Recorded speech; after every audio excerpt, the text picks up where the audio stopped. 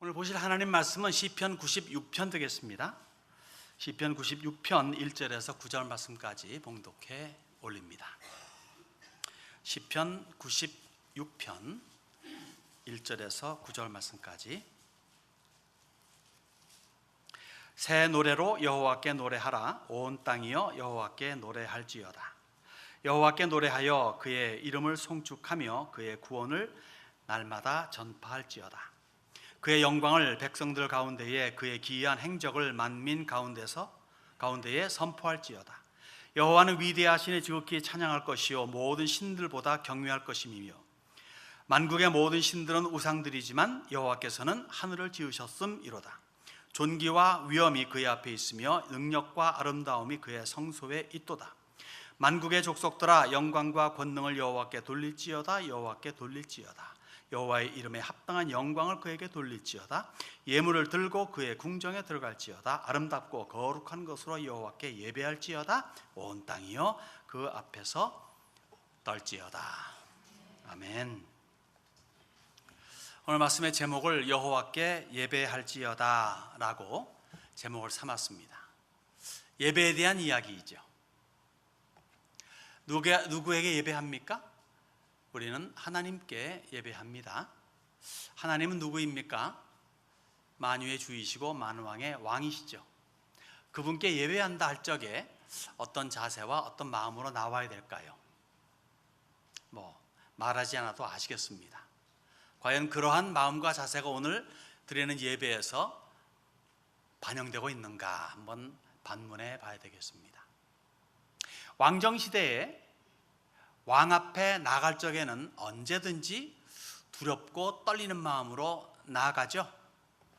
느헤미야가 조국의 소식을 듣고 얼굴에 수색이 있었죠. 그때 술 관원이었으니까 왕이 어느 날 이렇게 보니까 수색이 있어. 그래서 야, 너 왜 그러니? 그 한마디에 놀래가지고 벌벌 떨었다 그러지 않습니까? 그러니까 왕 앞에서는 수심도 있어서는 안 되고 등등등. 그러니 만왕의 왕이요 만유의 주이신 여호와 하나님 앞에 나와 예배할 적에는 어떤 마음과 자세로 나와야 될까요? 그래서 그 하나님께 드리는 예배는 숭고한 액션이 되어야 되는 거죠. 가장 숭고한, 가장 높은 그러한 액션이 곧 예배라 볼 수 있습니다. 근자의 어떤 사람들이 믿는다 하면서 믿지 않는 비신자를 두고 이야기하는 게 아니라 믿는다 하면서 교회를 나가지 않고 예배를 드리지도 않습니다. 물론 그러면서 이러저러한 이유를 대기도 하죠. 교회가 어떻다, 교인들이 저렇다, 내지는 목사가 그렇다, 프로그램 등등이 그렇다, 그런 이유와 핑계를 대기도 합니다. 그러나 한마디로 NO, 아닙니다.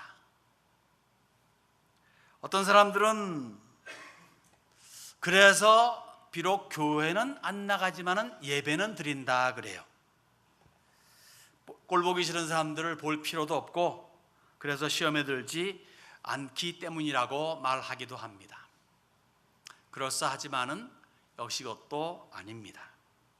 또 어떤 이들은 내가 예배를 텔레비전으로 드리고 기성교회 목사님보다 훨씬 더 훌륭한 깊이 있는 메시지를 듣고 은혜를 받는다. 그리고 온라인으로 헌금도 한다라고 하기도 합니다. 이건 역시 한마디로 NO, 아닙니다. 아실 거는 이겁니다. 예배라고 하는 것은 사람이 만들어낸 창작물이 아니라는 거예요. 하나님이 제정하시고 명하신 겁니다. 그분이 너희들은 내게 예배하라 라고 명령하셨어요. 그러기에 성도라고 하면은 믿는 사람이다 라고 하면 예배는 must, 꼭입니다. 어떠한 꼬리표가 어떠한 핑계가 성립되지 않습니다. 또 아실 것은 이겁니다. 예배는 공동체에서 드림이 마땅한 거예요. 공동체. 창조 시부터 오늘까지 그리고 영원토록 혼자는 좋은 게 아니에요. 초이스가 아니라 혼자는 안 좋다는 거예요. 그냥 뭐 형편상 그냥 혼자 있을래, 나 그게 좋아. 근데 혼자라고 하는 것은 안 좋다고 성경이 말합니다. 창세기부터 그러잖아요. 독처하는 것이 좋지 못하니, 독처하는 것이 불쌍하니가 아니에요. 좋지 않다는 거예요. 그래서 내가 아담을 위해서 하와를 지으리라. 그래서 독처 안 하게 하셨죠.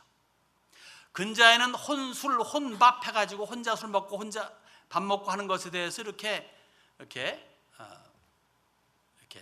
억셉트하는 그러한 추세가 강하잖아요. 그런 사회로 점점 변모돼가는 것을 우리는 느낍니다. 어쨌든 홀로는 아닙니다. 함께가 됨으로 말미암아 인류 역사가 시작이 됐어요. 그 시작된 역사는 어떻게 끝납니까? 홀로로 끝납니까? 아니에요. 동산에서 시작된 역사가 성으로 끝나잖아요. 위로부터 내려오는 새 예루살렘 성. 동산에서는 아담에게 한 사람의 부인을 주었는데 새 예루살렘 성에서는 한 사람의 신랑에다가 수도 없는 신부들이 있더라고요. 계시록에서 말하기를 예수님의 신부에 대해서 알려줄 적에 하늘에서부터 새 성이 내려오는데 새 예루살렘 성이에요. 그 사이즈가 어떻게 되는 줄 아세요? 가로 세로 높이로 12,000 스타디온이라고 말합니다. 물론 천상의 세계는 시공을 초월하는 세계니까 시간의 개념도 없고 공간의 개념도 없어요. 그러니까 위로도 이런 말하면 우리 3차원적인 말씀에서 말씀드리면 위에서도 살 수 있는 거주지가 된다는. 그런데 그 크기가 가로 세로 높이로 12,000 스타디온입니다. 오늘날 우리의 마일리지를 말씀드리면 약 2,400마일이에요. 2,400마일의 가로와 세로와 높이입니다. 2,400마일이라고 하면 여러분들 그러실 텐데 혹이나 말씀드리기 원해서 쉽게 이해하기 원해서 여기에서 LA까지가 2,700마일입니다. 2,400마일 얼마큼 큰지 아시겠죠? 가로, 세로, 높이로. 그런 것이 예수님의 신부 되는 교회가 살 곳이라고, 신방집이 그렇게 크다는 거예요.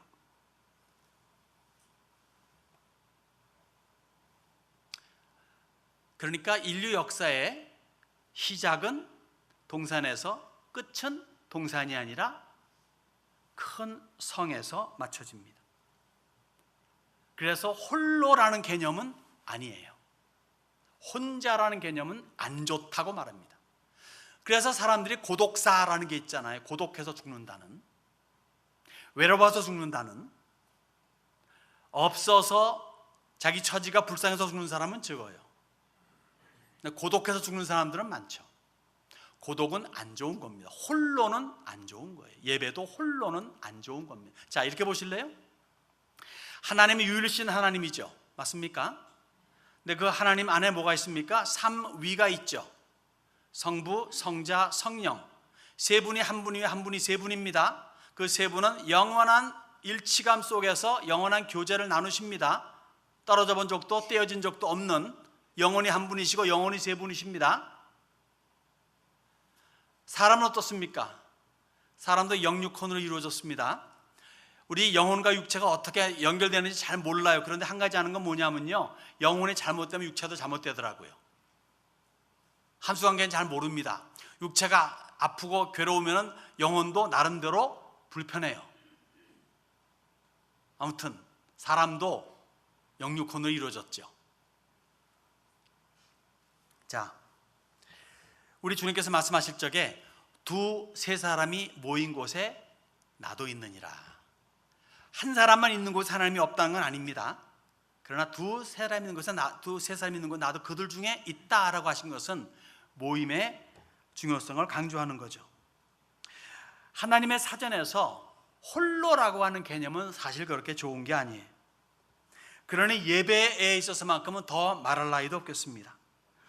홀로 예배는 좋은 예배가 될 수 없습니다. 특수한 사정을 제외하고. 이 순간에 만일 병원에 누워 있다 모시겠어요. 홀로라도 예배를 드려야 되겠죠. 뭐라 그러죠? 저 병원 갑자기 나갔네 단어가. 아시는 분? 예? 채플린이죠. 예, 병원 채플린이 와가지고 예배를 인도해주면 참 고마운데, 그렇지 않고 홀로 있다 그러면은 홀로라도 예배를 드리는 의식이 있을 적에 아프지만 그런 특수한 이유를 제외하고, 여러분 북한에서도 잡히면 감옥으로 가고 죽을 수도 있다는 그러한 위험 속에서도 주일날 되면은 몰래 한겨울에 그 추운 그 겨울에도 밖에 어딘가 몰래 나가서 몇 명 모여가지고 예배 드린다는 말이 있잖아요. 예배는 그러기 때문에 모임입니다. 홀로는 아닙니다. 성경은 이렇게 경고합니다. 히브리 3장에 형제들아 너희는 삼가 혹 너희 중에 누가 믿지 아니하는 악한 마음을 품고 살아계신 하나님에게서 떨어질까 조심할 것이요. 그러니까 하나님에게서 멀어지지 말라는 거죠. 육체적인 말로 말하면 예배에서 멀어지지 말라는 거예요. 오직 오늘의 일컫는 동안에 매일 피차 권면하여 너희 중에 누구든지 죄의 유혹으로 완고하게 되지 않도록 하라. 하나님에게서 멀어지면은 결국 죄를 그 다음에는 완고하게 되는 결과가 맺어진다는 거죠. 10장으로 넘어가서 이렇게 연결을 시킵니다. 서로 돌아보아 사랑과 선행을 격려하며 모이기를 패하는 어떤 사람들의 습관과 같이 하지 말고 오직 권하여 그날이 가까운 볼수록 더욱 그리하자. 모이기에 힘쓰라는 거예요. 그날이 가까움을 볼수록, 그날이면 언제입니까? 예수님의 다시 오실 날이 가까우면 가까울수록 더욱더 모이기에 애쓰라는 거죠. 그러나 현실적으로 그러한 날이 가까우면 가까울수록 더욱더 모이기를 패하는 그러한 습관들이 벌어진다는 겁니다. 너희는 그러지 말라라고 여기 성경은 경고하고 있습니다. 권면하고 있습니다. 예수님께서 친히 하신 말씀이 있어요. 아버지께서는 이렇게 자기에게 예배하는 자들을 찾으시니라. 어떻게 예배하는 자들? 신령과 진정으로 예배하는 자들을 찾으시니라. 예배하는 자들을 찾으시는 하나님이세요. 하나님께서 찾으시는 그 대상이 우리가 될 수 있기를 바랍니다. 그래서 오늘 본문을 통해서 예배에 대해서 짤막하게 세 가지로 보고자 합니다. 첫째, 1절과 3절을 통해서 예배는 찬양임을 보여줘요. 예배는 찬양입니다. 새 노래로 여호와께 노래하라. 온 땅이여 여호와께 노래할지어다. 여호와께 노래하여 그의 이름을 송축하며 그의 구원을 날마다 전파할지어다. 그의 영광을 백성들 가운데에 그의 기이한 행적을 만민 가운데에 선포할지어다. 여러분, 과거나 미래 말고 거기나 저기 말고 오늘 이곳 지금 이 장소에서 예배를 드리며 찬양할 적에 그 찬양에 대한 만족도 내진 찬양에 대한 그 매그니튜드가 여러분들 생각에 몇 점인 것 같습니까? 우리 교회 오늘 드린 이 예배에서 점수를 몇 점 줄 수 있을 것 같습니까? 1에서 10까지 된다면 몇 점 정도 될까요? 아니면 지금 이제껏 우리가 교회에서 이제껏 해왔던 예배 때마다 하는 그러한 찬양이 교회적인 회중적인 찬양도 그렇고 개인적인 회중 안에서 여러분들이 개인적으로 부르는 찬양의 강도가 1에서 10까지 매긴다면 몇 점 정도 여러분들 점수를 줄 것 같아요? 100점이면 좀 이제 설교가 약간 흐트러지는디. 사실 저는 여기다 점수를 적어놨습니다. 근데 점수를 말씀드리기엔 좀 미안해서 다만 이 말씀 드리고 싶어요. 분발하자는 겁니다. 분발하자는 것. 그리고 또 한 가지, 나이 탓하지 말자는 겁니다. 아유, 손 흔들기 힘들어. 손뼉 치면 이제는 1절만 부르면 벌써 어깨가 뻐근해요? 이런 말 하지 말자는 거예요. 물론 저도 20대 때 10대 때 한참 그냥 뭐 할렐루야 할 적에는 1시간을 박수 쳐도 까딱없었습니다. 그런 적이 진짜 있었고 청년들 모임 속에서는 그렇게 하니까. 근데 지금은 5분만 박수 쳐도요 어깨가 뻐근하고 그래요. 그래도 애씁니다. 하려고. 찬양은요, 이거는 예배입니다. 하나님 앞에 드리는. 찬양할 적에 손이 안 올라가나요? 저절로? 박수가 안 쳐지나요? 이것이 꼭 어떤 그 오순절 교회에만 속한 것이고, 물론 우리 여러분들 많이 하신 분도 하지만은 어떤 분 그러더라고. 아유, 올리고 싶은데 아유, 손이 안 올라가요. 올리세요. 안 올라가요. 뭐라고 그래? 그럼 저보고 올리라고 말하기 더해? 올리세요. 한번 올리면 괜찮은데 그게 안 되는가 봅니다. 이해는 하지만은. 그리고요 여기 1절에 보니까 노래는요 새 노래로 여호와께 찬양하라고 말합니다. 새 노래입니다. 언제든지 새 거는 신선하고 설레잖아요. 그런 자세로 주께 찬양하라는 겁니다. 헌 노래도 새 노래 같은 자세로 부르라는 거죠. 새 노래도 역시 계속해서 부르라는 것이고. 어떤 분들은 그래요. 모르면 은혜가 안 돼. 언제부터 처음부터 알았나요? 모르다가 아는 거죠. 저는 지금도 어떤 이제 다른 교회 가 무슨 특별한 이유 때문에 그 교회 가가지고 예배할 적에 제가 모르는 찬양을 부르잖아요. 그 교회에서. 근데 좀 마음에 들었어. 그럼 속에서 질투가 납니다. 좀 기분도 나빠요. 내가 빨리 우리 교회 돌아가가지고 빨리 이거 배워야지. 그리고 옵니다. 그 다음엔 잊어먹죠. 그게 문제지만 그래요. 지금도. 사실 제가 총각 때 말이죠, 제가 있던 교회 그 청년들이 이렇게 찬양을 많이 했습니다. 그래가지고 한국은 아직 가스펠이라는 것이 아직 제대로 도입되지 않았을 때이기 때문에 한국에서 오는 노래들이 없었어요. 우리가 여기서 가스펠송을 부르고 그 다음에 여기서 우리가 번역을 하고 막 그랬었습니다. 그래서 그렇게 함으로 말미암아 누구보다 더 빨리, 누구보다 더 먼저 뭐 이런 식으로 우리 그때 다녔던 교회에서 청년들이 그렇게 불렀던 기억이 납니다. 지금도 그러한 그것이 남아 있어요. 비록 뭐 이렇게 액션적인 면에서는 좀 약해졌을까 몰라도 마음은 항상 그렇게 있습니다. 저는 그거 좋다고 생각합니다. 죽을 때까지 하나님께 찬양하는 거 얼마나 좋습니까? 제가요 어젯밤에 유튜브를 통해서 이렇게 맞닥뜨려졌지만은 그렇다, 그렇지, 봐야지 했는 것이 뭐였냐면은 복면가왕에서 그 소양이라는 사람이 부른 노래를 메들리로 만들어 놓은 게 있더라고요. 그러면 쭉 들어봤습니다. 잘 부르더라고요. 천상의 목소리 뭐 이런 자막도 뜨고 말이죠. 근데 그 노래를 듣는 사람들을 보니까 뭐 울먹거리는 사람도 있고 막 그냥 이런 사람도 있고 말이죠. 이런 사람도 있고 막 액션이 대단하더라고요. 근데 그 소양이라는 사람이 아주 대단한 크리스찬이라네요. 근데 그 사람이 부르는 그 세상 노래에서 뽑은 곡을 보니까 그 좀 이렇게 기독교적인 색채가 많이 있더라고요. 아무튼 간에 그걸 부른 사람들이 막 그냥 감동을 받는 것을 보면서 야, 세상 노래도 그렇구나. 보세요. 세상 노래의 주인공은 누구입니까? 사람입니다. 그래서 사람 살이, 인생 살이를 이야기할 때 사람들이 거기에 마음이 움직이는 거예요. 사람의 마음이 움직이는 겁니다. 심금을 움직인다 그러잖아요. 부르는 사람도 정말 그 한마디 마디를 자기의 영혼에 담아가지고 노래할 적에 이것이 사람들, 듣는 사람들의 심금을 울리고 짜릿짜릿하게 만들고 하지 않습니까? 세상 노래도 그런 거예요. 동질감을 주기 때문에 울고 운고 하는 거죠. 마음을 움직이니까. 그럼 찬양은 뭡니까? 찬양의 주인공은 누구입니까? 사람이 아니라 하나님이에요. 하나님의 속성과 하나님의 행적에 대한 이야기를 곡조 붙여가지고 올리는 겁니다. 그래서 하나님 냄새가 풍기면 풍길수록 신자의 심령이 움직이는 거예요.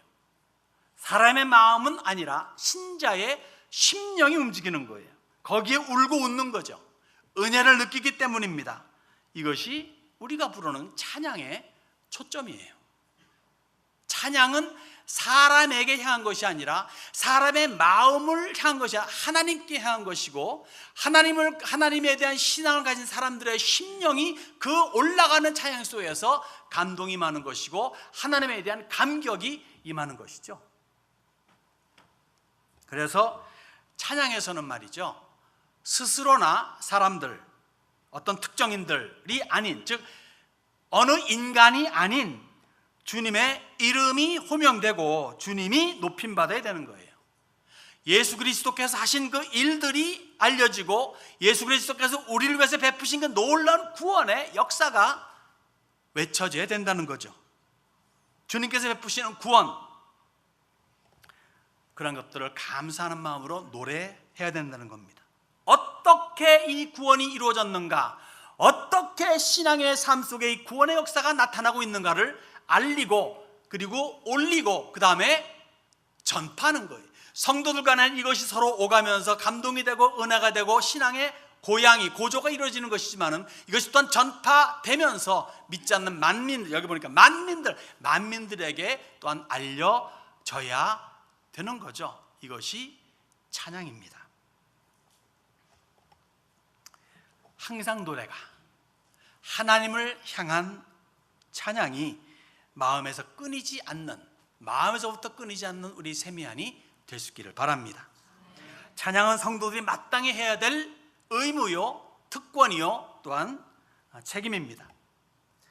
예배할 때 입술을 열고 소리 높여 찬양할 수 있는 여러분들이 될 수 있기 바랍니다.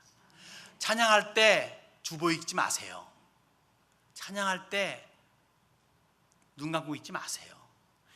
입술 열 때 같이 열고, 입술 닫을 때 같이 닫고, 함께 웃을 때 웃고, 함께 울 때 울 수 있는 그러한 동질의 감동을 가지는 여러분들의 찬양의 예배가 매 순간마다 이루어지기를 바랍니다.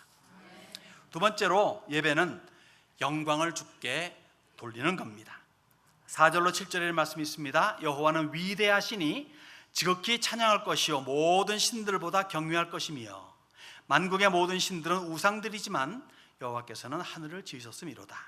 존귀와 위엄이 그의 앞에 있으며 능력과 아름다움이 그의 성소에 있도다. 만국의 족속들아 영광과 권능을 여호와께 돌릴지어다.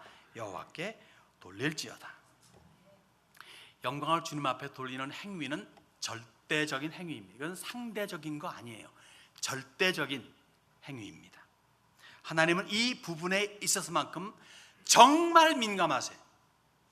영광을 하나님께 돌린다, 요 프레이즈는 하나님께 있어서는 가장 중요한, 가장 센시티브한, 민감한 부분이에요.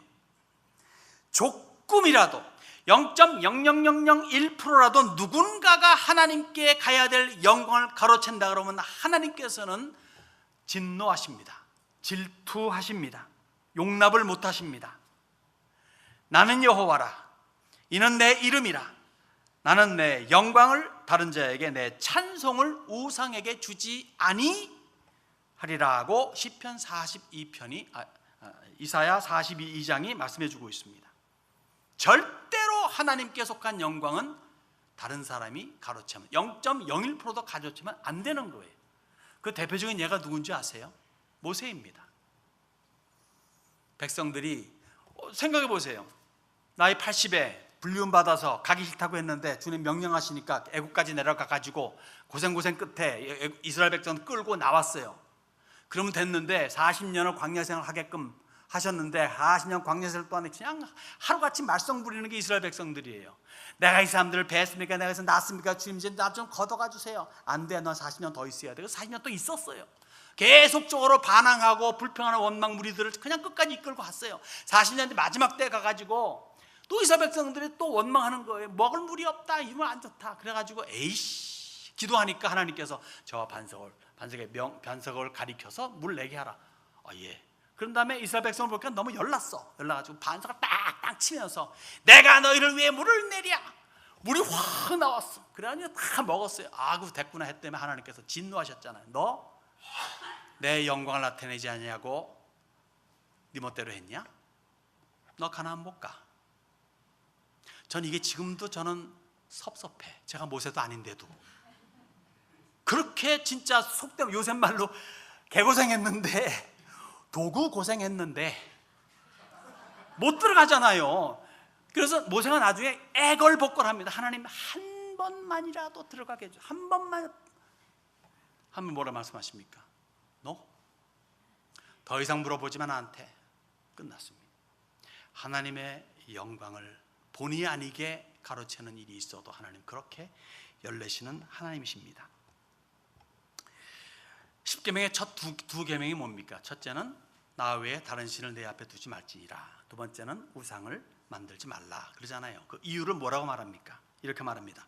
나 내 하나님 여호와는 질투하는 하나님인즉 오직 하나님만을 섬기고 그분께만 영광을 돌려야 된다고 하는 것을 강조하시는 거예요. 질투하는 하나님이신즉. 왜 그럼 하나님께서 질투하시고 왜 하나님께만 영광을 돌려야 됩니까? 답은 하나님만이 참 신이시기 때문에 그래요. 모든 다른 신들은 잡신입니다. 우상입니다. 가짜입니다. 모든 것이 만들어진 것들이에요. 누구를 위해서 만들었습니까? 사람을 위해서 만들었습니다. 사람이 사람을 위해서 신을 만들었어요. 나에게 복 주소서 이거예요. 내가 잘 돼야 되는 거거든. 특히 하나님을 대적하고 대신하기 위해서 우상들을 만들었습니다. 금송아지가 뭡니까? 너희를 애굽에서 인도해내신 너희의 여호와 하나님이다 라고 했어요. 분명히 그렇게 레이블은 걸었는데 내용은 뭡니까? 우리를 위하여 우리를 인도할 우리의 신을 만들어 달라고 말했죠. 그래서 금송아지예요. 겉으로 나타난 것은 너희를 인도한 여호와다 했지만 그러나 결국 그들은 뭡니까? 나를 위해 존재하는 하나님이어야 된다 이거예요. 하나님을 위해 존재하는 우리가 아니라는 거죠. 그게 우상과 참신과의 진정한 차이입니다. 하나님은 위대하신 하나님이십니다. 만물을 창조하셨습니다.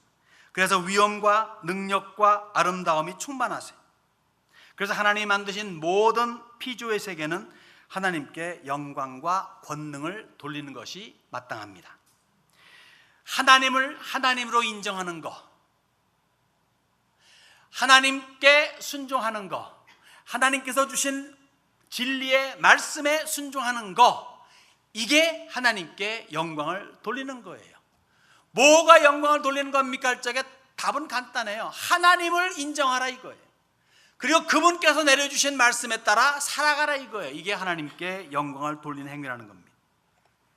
여러분, 예수님께서 이 땅에 오셔서 33년을 사시면서 단 0.0001%의 불순종의 삶을 살지 않았습니다. 100% 순종의 삶을 살았어요. 나는 아무것도 할 수 없다. 예수님 친히 말씀하셨어요. 아버지께서 내게 명하신 것만 할 따름이다 라고 그렇게 말씀하십니다. 그렇기 때문에 그분은 어떻게 됩니까? 부활 후에 높은 자리에 다시 올라가서 모든 사람들을 심판하는 심판의 권세까지 가지신 거죠. 소위를 묻다 첫 번째 질문이 뭡니까? 사람의 첫째 되는 목적이 무엇입니까? 그러니까 인생은 왜 사냐 이거예요. 왜 살아 이거예요. 답은 뭐라고 말합니까? 하나님을 영화롭게 하고 영원토록 그를 즐거워하는 것이다. 즉 하나님을 즐거워하는 가운데 하나님을 영화롭게 하는 삶을 사는 거예요. 다시 말해 하나님의 앞에 순종하여 그 말씀 따라 살아간다는 것을 말하는 거죠. 자, 인생의 목적이 하나님께 영광이라면 하물며 예배는 더 말할 나위 없지 않겠습니까? 오늘도 우리 세미안이 예배를 드림에 있어가지고 주의 영광을 항상 염두에 둘 수 있기 바랍니다. 개인이 내가 왜 지금 교회에 와가지고 예배하지? 내가 누구 때문에 여기 와 있지? 마누라 때문에? 목사님 때문에? 아니면 뭐 때문에가 아니라 오직 한 가지 가장 큰 이유는 하나님께 영광 돌리기 위해서 하나님께서 이날 이 자리에 나를 기다리고 있기 때문에 그 분 하나님께 나는 예배드리기 위해서 나왔다, 이 자세를 항상 가져야 되는 거예요. 그러기 위해서는 우리는 그 예배를 얼마나 귀중히 그리고 열심히 정성껏 드려야 되겠는가, 스스로 반문하시면서 자세와 각오를 제대로 가질 수 있기를 바랍니다. 세 번째, 마지막으로 볼 부분은요, 예배는 예물입니다. 8절과 9절에 여호와의 이름에 합당한 영광을 그에게 돌릴지어다. 예물을 들고 그의 궁정에 들어갈지어다. 아름답고 거룩한 것으로 여호와께 예배할지어다. 온 땅이여 그 앞에서 떨지어다. 이 두 절의 말씀 가운데 세 가지가 반복됩니다. 여호와의 이름에 합당한 영광, 그것은 곧 예물을 들고 그의 궁정에 라는 것이고, 그것은 곧 아름답고 거룩한 것으로 라고 이렇게 연결을 시켜주는 겁니다. 반복해서 그렇게 강조하는 거죠. 주의 영광을 나타내며 있어가지고 예물은 중요한 역할을 합니다. 물론 예물에 있어가지고 내용물의 중요성은 더도 말할 나위도 없겠죠. 절대 아무런 거가 아닙니다.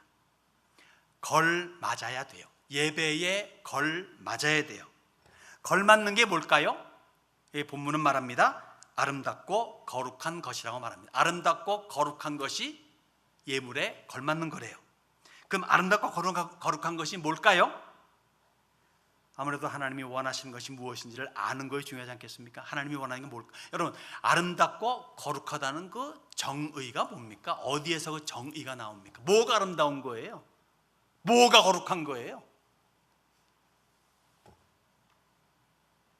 그 정의는요, 하나님이에요.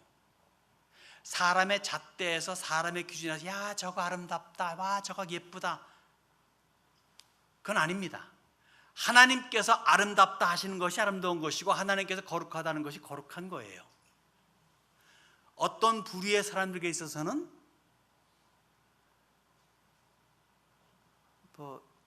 어젠가 그저께 한국에서 20년째 맞이한다는 퀴어 축제도 아름다운 거죠.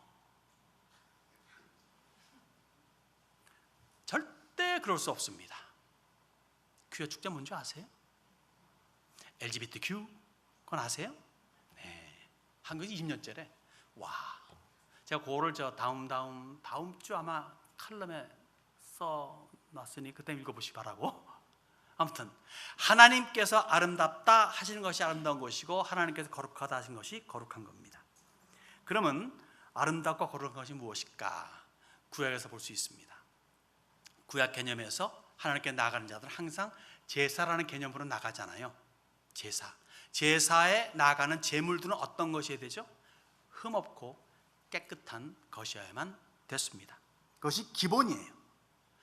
물론 제사의 내용에 따라서 드리는 제물이 각각 다릅니다. 성경은 매우 구체적으로 언급을 해요. 귀찮을 정도로 언급을 해요. 너 요런 때는 요런 것을 요렇게 바쳐라. 한 번 말씀하시면 되는데 그것을 10번, 어떤 때는 100번도 반복을 해요. 염통에 있는 기름을 빼고 뭐 이런 아주 그냥 구체적으로 말씀하시는 것도 있습니다.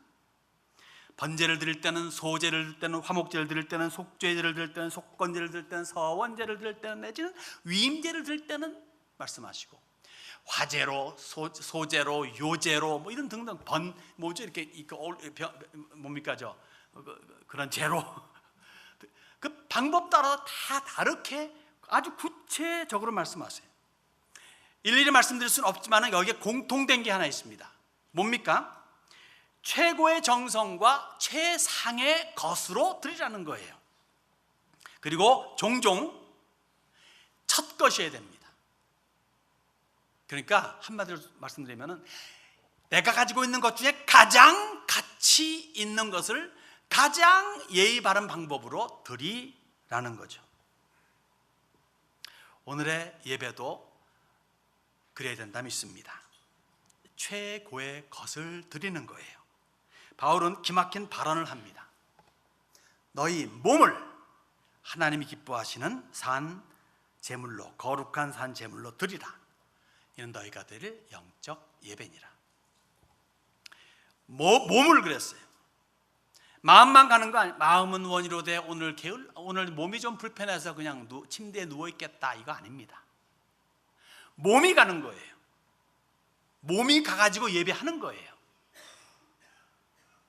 여러분, 자기보다 더 귀한 예물이 있나요? 물론 저라는 사람이 있고 여기 대통령이 있으면 대통령이 더 귀한 몸이겠죠. 적어도 내게 있어서는 대통령도 아무것도 아닙니다. 내가 더 중요하지. 그런 생각 안 드세요? 물론 어떤 숭고하신 분들은 나는 자식을 위해서 죽을 수 있어 하는데, 성경에 보니까 배고프니까 자식을 삶아 먹더라고. 우리 한국 분들은 물론 안 그러시지만 이스라엘 여인들은 보니까 그랬더라고요. 자기보다 더 귀한 건 없습니다. 그냥 자기 몸을 드리라는 거예요. 그 표현이, 내 몸을 드린다는 표현이 어떻게 나타납니까? 어떻게 표현됩니까? 예물로 되는 거예요. 왜 예물입니까? 예수님 말씀하셨어요. 내 보물이 있는 그곳에는 내 마음도 있느니라. 아무리 돈을 돌같이 보라 해도 돈이 돌로 안 보여요. 돈이 돌로 보일 때는 많죠. 황금돌로 보이니까. 돈이 그렇게 호락호락한 존재가 아닙니다. 만능입니다. 만능. 보물 있는 그곳에 마음이 있다. 맞는 말씀입니다. 그 예물을 드릴 적에 몸과 마음을 드릴 적 예물로 나타나는데, 예물은 뭡니까? 말라기 선지는 말합니다. 11조와 헌금이라고 말합니다.